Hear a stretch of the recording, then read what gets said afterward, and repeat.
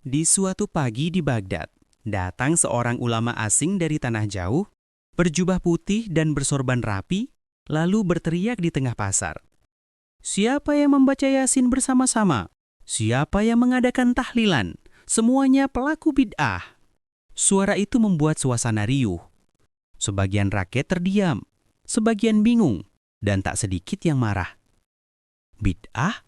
Padahal dari dulu kami mendoakan orang tua dengan tahlil dan doa bersama.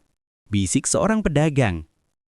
Kabar itu akhirnya sampai ke telinga Khalifah Harun ar-Rasyid.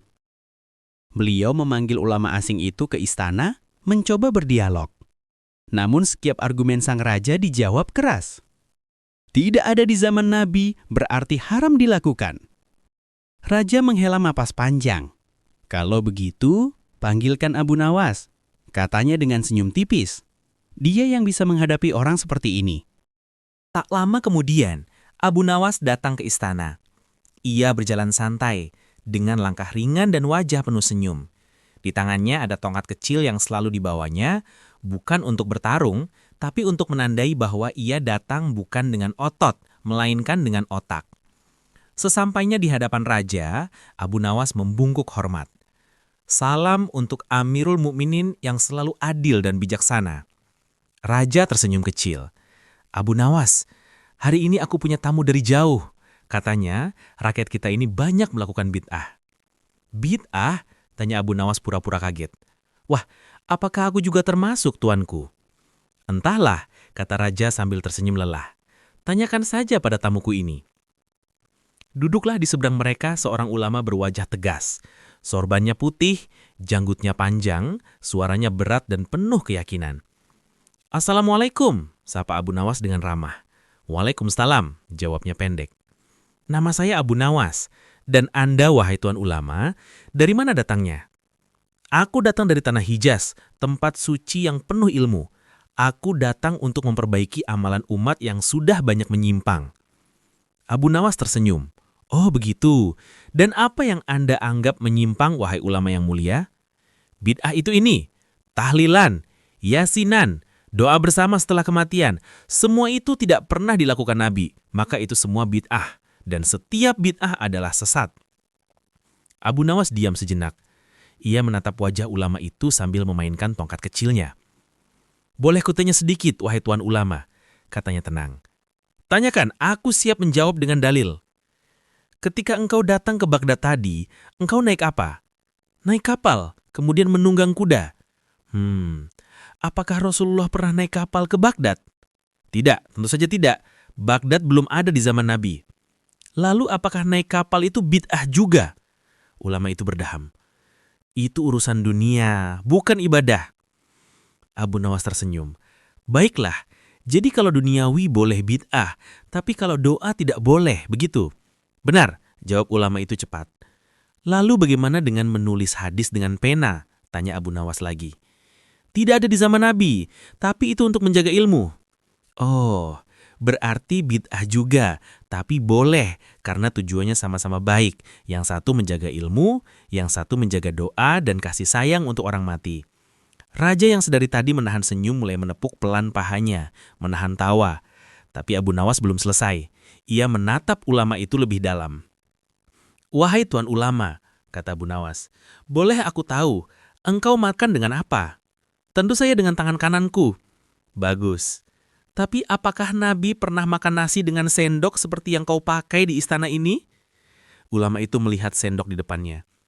Tidak, tapi berarti engkau juga melakukan bid'ah, potong Abu Nawas cepat. Tapi jangan khawatir, bid'ah sendok ini justru membawa manfaat. Tidak kotor, tidak merepotkan. Raja dan para pengawal mulai tertawa pelan. Wajah ulama itu mulai memerah. Tuan Abu Nawas jangan bermain-main. Ini urusan agama. Justru karena ini urusan agama, aku tak mau asal teriak bid'ah. Kalau semua yang tidak dilakukan Nabi bid'ah, maka menulis mushaf dengan tinta pun bid'ah. Karena di zaman beliau, Al-Quran dihafal, bukan ditulis seperti ini. Ulama itu semakin kesal. Engkau memutarbalikkan logika. Tidak, aku hanya memakai logika yang sama denganmu. Kau bilang, tidak dilakukan Nabi berarti haram. Padahal Nabi juga tidak melarang doa bersama. Lalu di mana letak haramnya? Abu Nawas selalu duduk bersila. Wajahnya serius, tapi matanya penuh kelakar. "Wahai Tuan Ulama, aku ini orang bodoh, tapi izinkan aku bertanya seperti anak kecil," katanya.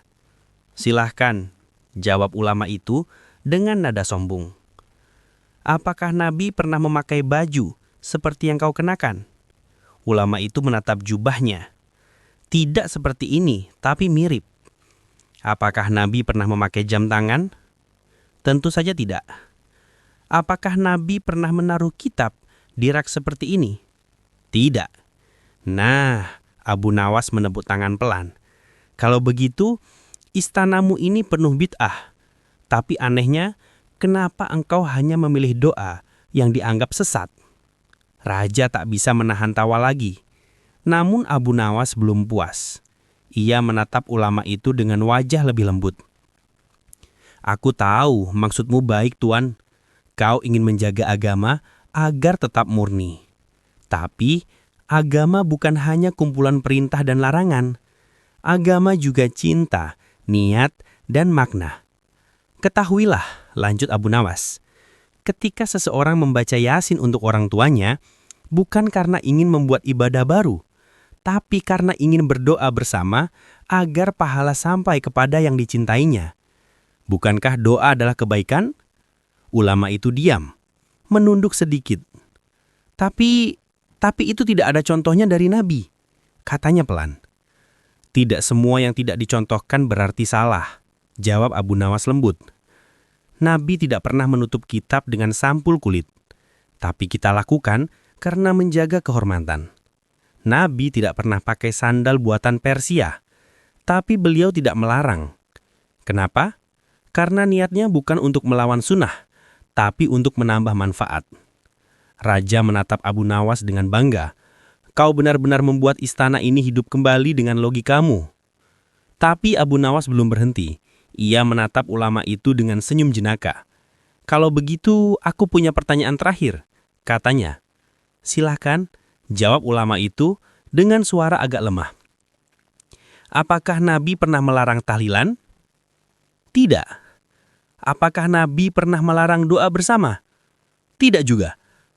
"Lalu siapa kamu yang lebih tahu dari Nabi?" Semua orang di istana terdiam beberapa detik. Lalu tawa pun meledak. Ulama itu menunduk, wajahnya merah padam. Ia tak menjawab apa-apa, hanya meminta izin keluar dari majelis. Ketika ulama itu sudah pergi, Raja Harun ar-Rasyid tertawa terbahak-bahak. "Abu Nawas, kau benar-benar menyelamatkan kepalaku dari pusing 7 keliling," katanya. Abu Nawas hanya senyum sambil menggaruk kepalanya. "Aku tidak menyelamatkan kepalamu, tuanku. Aku hanya mengingatkan bahwa agama ini luas. Kalau setiap perbedaan disebut bid'ah, maka esok pagi orang akan berhenti tersenyum, karena Nabi tidak pernah tersenyum setiap pagi di tempat yang sama." Raja tertawa lagi. "Kau memang gila, tapi jenius." "Begitulah caraku menjaga akal sehat, tuanku," jawab Abu Nawas. Sejak hari itu, rakyat Baghdad tidak lagi takut dengan tuduhan bid'ah. Mereka tetap mengadakan tahlilan, membaca Yasin, dan berdoa bersama dengan hati tenang. Karena mereka tahu, yang penting bukan bentuk amalnya, tapi niat di baliknya. Dan kisah Abu Nawas ini pun menyebar ke seluruh penjuru negeri. Setiap kali ada orang yang mudah mengharamkan sesuatu tanpa ilmu, rakyat akan berkata sambil tertawa, "Hati-hati, nanti Abu Nawas datang lagi."